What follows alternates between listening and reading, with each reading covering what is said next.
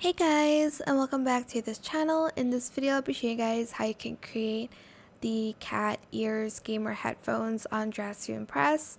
Super cute. Let's get started with the video. We're going to use these headphones. You can color it to whatever color you want. I'm just going to do black and like pink maybe add like neon to it, but it's totally up to you like what color you want, of course.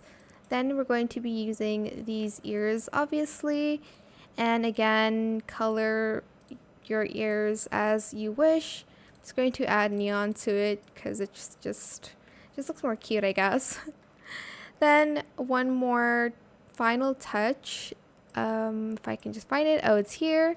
It's the like mic. I'm just going to color that in black to match the headphones. Now you have this super cute gaming headset.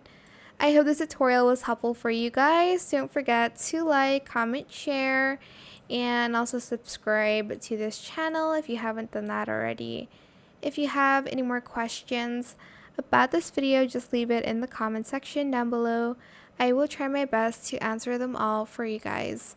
And if you found this video helpful, please click the thanks button as well. That is it. Thank you so much for watching. Bye.